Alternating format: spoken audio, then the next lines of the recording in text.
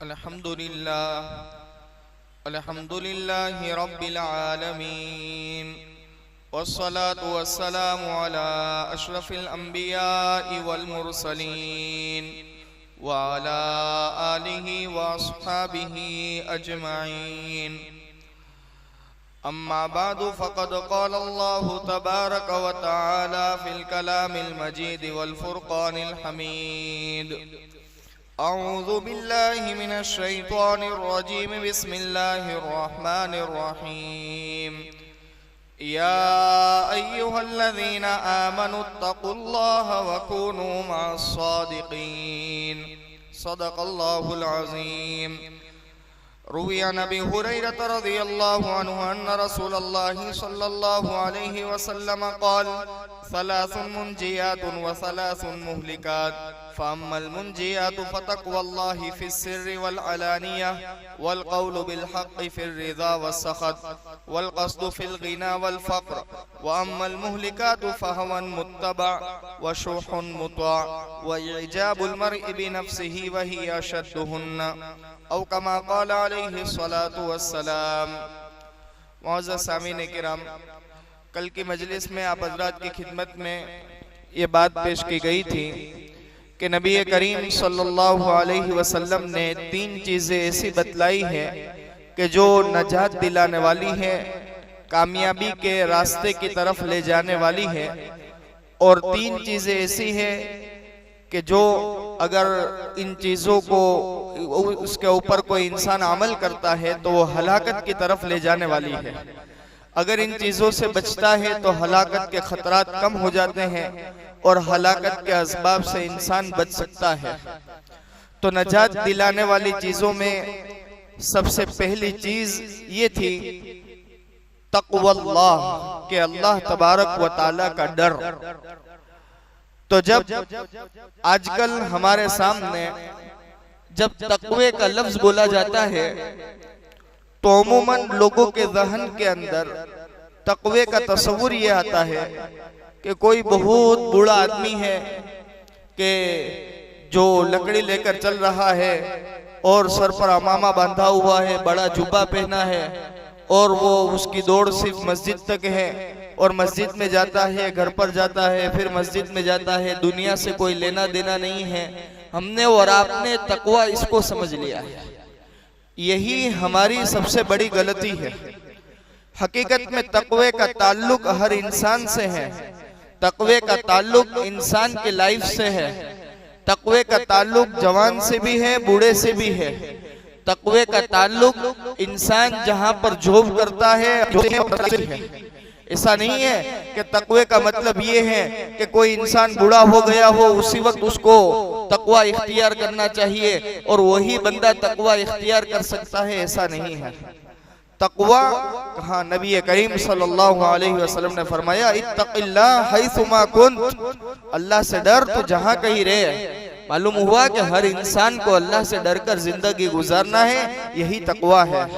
अल्लाह वाले फरमाते हैं कि अल्लाह को पसंद आ जाए ऐसे काम करना और अल्लाह को नापसंद हो ऐसे काम से अपने आप को बचा लेना, ये तक़वा है।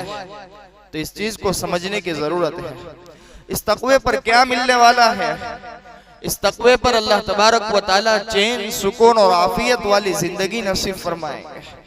बगैर माल के अल्लाह तबारक व तआला इज्जत अता फरमाएंगे। बगैर माल के अल्लाह तबारक व तआला उसकी जरूरतों को पूरा फरमा देंगे। और कहा कि इसकी बरकतें इंसान को दुनिया और आखिरत के अंदर देखने मिलेगी। दुनिया के अंदर कई वाक़यात ऐसे हो गए हैं कि लोगों ने तक़वे के साथ जिंदगी गुजारी तो अल्लाह तबारक व तआला ने उसकी बरकतें दुनिया के अंदर दिखलाई और उनकी नस्लों के अंदर ऐसे लोग पैदा किए कि जो लोग उनके लिए आखिरत का ज़ख़ीरा बन गए। एक वाक़या आपके सामने पेश करता हूँ। एक बहुत बड़ा बाग था और बाग के अंदर एक नौकर था जिनका नाम मुबारक था।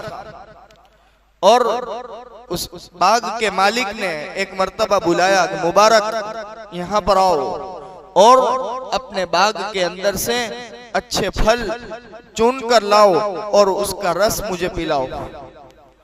जब मुबारक बाग में गए और फल को चुन कर लाए और रस पिलाया तो मालिक गुस्से हो गए। इतने साल से आप बाग के अंदर रह रहे हैं, आज तक आपको मालूम नहीं हुआ कि कौन से दरख्त का फल मीठा होता है और कौन से दरख्त का फल खट्टा होता है। आपने मुझे खट्टा शरबत, खट्टा रस पिलाया है। कहा कि आपको सारी चीजें मालूम होनी चाहिए। इसलिए कि अमूमन होता यह है कि जो बाग की रखवाली करता है वो नीचे गिरे पड़े फल और ऐसे फल के जायके लेता रहता है, तो उसे मालूम होता है कौन सा फल मीठा होता है, कौन सा फल खट्टा। तो उन्होंने जवाब में ये कहा कि इतने साल से आपके बाग की मैं रखवाली कर रहा हूँ, लेकिन आज तक मैंने आपके बाग का एक फल भी नहीं खाया है, इसलिए कि आपने मुझे यहाँ पर रखवाली के लिए रखा है, यहाँ पर मुझे खाने पीने के लिए नहीं रखा है, खाने पीने की मेरे लिए इजाजत नहीं है। ये उनकी जिंदगी के अंदर ये तकवा था कि उनको इजाजत नहीं है, ऐसा समझकर उन्होंने उस बाग से एक फल भी नहीं खाया था कि उनको जायका मालूम हो। जब ये बात सुनी तो बाग का मालिक परेशान हो गया, उनको अपने घर पर ले गए, वहां पर एक कमरा दिया और कहा कि आपको इस कमरे के अंदर रहकर सिर्फ अल्लाह अल्लाह करना है, आपकी जिंदगी की सारी जरूरियात का मैं जिम्मेदार हूँ। फिर हुआ ये कि चंद दिनों के बाद उसको अपना मुशीर खास बना लिया और अपने सारे मशवरे उनसे लेता रहता। फिर एक दिन मालिक अपने घर पर आया और कहने लगा उनसे कि मेरी बेटी का कई जगहों से रिश्ते आ रहे हैं, बड़े बड़े मालदारों के यहाँ से रिश्ते आ रहे हैं, आप बताइए कि मुझे क्या करना चाहिए। तो कहा नबी करीम सल्लल्लाहु अलैहि वसल्लम की तालीम ये है कि मालदारी, हुस्न जमाल ये तमाम चीजें भी हो, लेकिन साथ में अगर दीनदारी हो तो दीनदारी को तमाम चीजों पर तरजीह देनी चाहिए। नबी करीम सल्लल्लाहु अलैहि वसल्लम की शरीयत की तालीम ये है कि बेटी का रिश्ता करने के लिए आपको दीनदारी को तरजीह देनी चाहिए। अल्लाह से डरने वाला हो ऐसे आदमी से आपकी बेटी का रिश्ता कराना चाहिए। तो कहा ठीक है। घर पर गए, बीवी ने पूछा, बीवी से ये कहने लगे कि मेरी जिंदगी का बहुत बड़ा एक टेंशन था कि मेरी बेटी का रिश्ता किससे करवाऊं। आज मुबारक ने इस रिश्ते के मसले को आसान कर दिया और मुझे ये राय दी है कि सबसे ज्यादा जो मुत्तकी हो और तकवे वाला हो ऐसे आदमी से अपनी बेटी का रिश्ता करवाना। तो उसकी बीवी ने ये कहा कि क्या आपको मुबारक से ज्यादा अच्छा मुत्तकी कोई दिख रहा है? उसने सर पर हाथ मारा कि हाँ, सबसे बड़ा मुत्तकी तो मेरे घर के अंदर रह रहा है, क्या ही अच्छा हो कि मैं मुबारक ही को सामने से पैगाम दूं। उनको जाकर पैगाम दिया कि मेरी बेटी का आपसे रिश्ता करवाना चाहता हूँ, मैं आपको मेरा ऐसा जुमला कहा मेरा बेटा बनवाना चाहता हूँ, यानी इस तरीके से कहना था कि मैं आपको मेरा दामाद बनाना चाहता हूँ। हज़रत मुबारक ने इसको कबूल कर लिया। फिर यही तकवा था कि एक नौकर से उसको घर के अंदर खास मुशीर तक पहुंचाया और खास मुशीर के बाद घर का एक मेंबर बनाया। और फिर क्या हुआ तो कहा कि इनकी नस्ल से जो पैदा हुए वो अब्दुल्ला बिन मुबारक रहमतुल्लाह अलैह पैदा हुए कि जो इमाम बुखारी रहमतुल्लाह अलैह के उस्तादों के अंदर शुमार होते हैं। तो कहा कि ये उनके तकवे की बरकत थी कि उनके तकवे की बरकत से अल्लाह तबारक व तआला ने उनकी नस्ल के अंदर जो पैदा फरमाए वो अब्दुल्ला बिन मुबारक रहमतुल्लाह अलैह के जो इमाम बुखारी रहमतुल्लाह अलैह के उस्तादों में जिनका नाम आता है वो पैदा फरमाए। तो मालूम हुआ कि जो बंदा अपनी जिंदगी के अंदर तकवा इख्तियार करता है, अल्लाह तबारक व तआला उस तकवे की बरकत से उसकी नस्लों के अंदर ऐसे लोग पैदा फरमाते हैं कि जो उसके लिए आखिरत का जखीरा बन जाता है। इसी तरीके से हजरत यूसुफ अलैहिस्सलाम का हम वाकया सुनते हैं कि नबियों की औलाद है, यूसुफ अलैहिस्सलाम भी नबी की औलाद, यूसुफ अलैहिस्सलाम के भाई भी नबी की औलाद। यूसुफ को बुलाया गया, उनको बहकाया गया, अल्लाह के डर की वजह से अल्लाह तबारक व तआला से पनाह मांगी और उस जगह से बच गए। तकवे के साथ उनकी जिंदगी गुजरी। और एक तरफ उनके भाई कहा वो भी नबी की औलाद थी, उन्होंने तकवे को छोड़ा, हजरत यूसुफ अलैहिस्सलाम को कुएं में डाल दिया। फिर एक मामला यह हुआ, पूरा किस्सा खत्म होता है, वहां आखिर पर हम और आप सुनते हैं कि जब आमने सामने आ गए हजरत यूसुफ अलैहिस्सलाम को अल्लाह तबारक व तआला ने बादशाही के तख्त पर बिठाया और उनके भाई उनके सामने अनाज गल्ला मांगने के लिए आए। कहने लगे हमारे पास बहुत कम रुपये हैं, कम रुपये के अंदर आप हमें ज्यादा गल्ला दे दीजिए, हम पर कुछ सदका खैरात कर दीजिए। उस वक्त आमने सामने जब मामला हुआ तो पहचाने कि ये कौन है, कहा ये तो यूसुफ है। यूसुफ अलैहिस्सलाम ने फरमाया कि मैं यूसुफ हूँ और ये मेरा भाई बिन्यामीन है। उसके बाद सारी बातें हुई, फिर कहा कि इस मर्तबे तक किस तरह पहुंचे, तो हजरत यूसुफ अलैहिस्सलाम ने पूरे किस्से का खुलासा सिर्फ एक जुमले में यह बतलाया, जिसको कुरान करीम ने नकल किया है, इन्नहु मन यत्तकी व यस्बिर फइन्नल्लाह ला युज़िउ अजरल मुहसिनीन, कि जो बंदा तकवा इख्तियार करता है और उस पर जमे रहता है, फइन्नल्लाह ला युज़िउ अजरल मुहसिनीन, तो अल्लाह तबारक व तआला मुहसिनीन के अजर को, नेक काम करने वालों के अजर को ज़ाये नहीं करते हैं।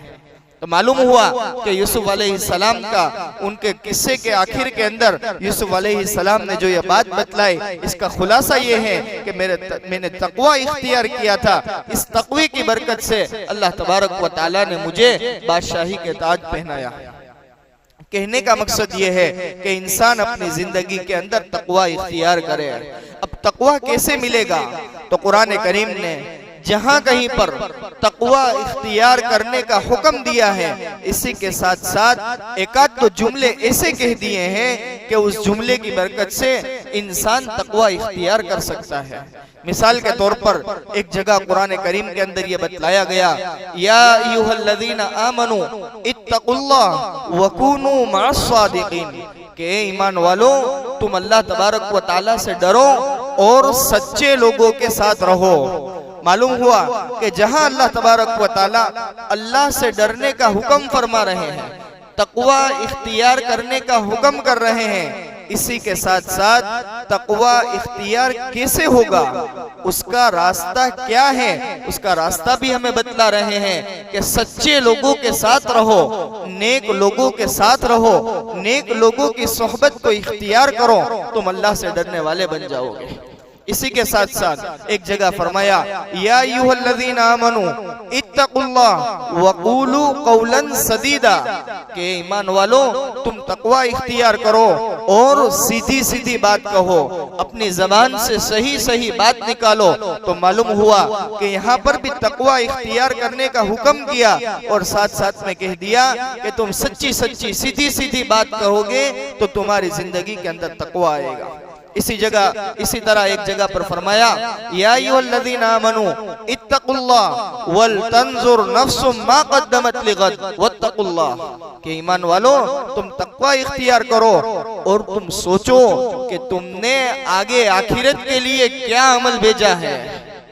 सोचने की चीज बतलाई कि दुनिया तो बहुत सोच ली, लेकिन ये बात भी सोचो कि आखिरत के लिए तुमने क्या भेजा है। हम हमारी जबान में कहें कि बैंक ऑफ आखिरत के अंदर तुमने कितना इन्वेस्ट किया है, वहां के लिए तुमने कितनी तैयारी की है, उसको सोचो तो तुम्हारी जिंदगी के अंदर तकवा आ जाएगा। फिर इसी तरीके से कल बतलाया गया था कि जहां पर रोजी की फर्जियत की आयत आई, या अय्युहल्लज़ीना आमनू कुतिबा अलैकुमुस्सियाम कमा कुतिबा अलल्लज़ीना मिन क़ब्लिकुम लअल्लकुम तत्तक़ून, वहां पर भी बतलाया कि रोजी इसलिए रखवाए ताकि तुम्हारी जिंदगी के अंदर तकवा आ जाए।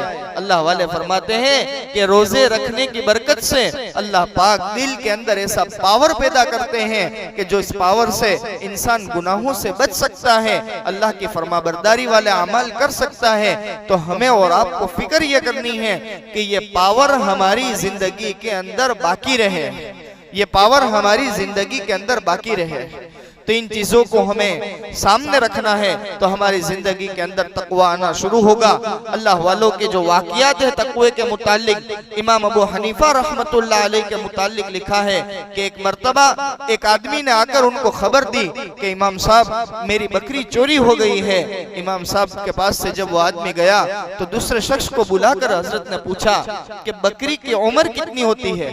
कहा कि अमूमन बकरी की उम्र 5-7 साल जितनी होती है। इमाम साहब रहमतुल्लाह अलैह ने उस वक्त से तय किया कि मैं 5-7 साल तक बकरे का गोश्त नहीं खाऊंगा। पूछा क्यों? कहा हो सकता है कि जिस आदमी की बकरी गुम हो गई है उसको किसी ने चोरी कर लिया हो और उस चोरी की हुई बकरी का गोश्त मेरे दस्तरखान पर आ जाए और मुझे मालूम न हो और चोरी किया हुआ माल मेरे मुंह के अंदर जाए, ये मुझे गवारा नहीं है, इसलिए आज से इतने साल तक मैं बकरी का गोश्त नहीं खाऊंगा। इसी तरीके से हजरत इमाम अबू हनीफा रहमतुल्लाह अलैह उनकी कपड़े की दुकान थी, तो एक थान ऐसा था जिसमें कोई खराबी थी, तो उन्होंने अपने यहाँ काम करने वाले मुलाजिम से ये कह दिया था कि जब भी कोई कस्टमर इसे लेने के लिए आए तो सबसे पहले इसकी खराबी को बतलाना, उसके बाद उसे बेचना। एक कहा गया, कहा वो तो बिक गया, आपने उसकी खोट को खराबी को बतलाया था? कहा नहीं बतलाया, भूल गए। कहा कितने रुपये में बिका? इतने हजार में बिका है। कहा इतना रुपया मेरी तरफ से अल्लाह के रास्ते में सदका कर दो, कहीं ऐसा न हो कि मैं ये इस तरह शुमार किया जाए कि ये खोट बताए बगैर और खराबी बताए बगैर बेच दिया है और मैंने धोखे से कमाया है। अगर ऐसा हो गया तो मेरी इबादतें ज़ाया हो जाएगी, मेरा नूर खत्म हो जाएगा। हजरत इमाम साहब के मुतालिक एक वाकया लिखा है कि उस जमाने के अंदर लाइटों का रिवाज नहीं था, किंदिल इस्तेमाल किया जाता था।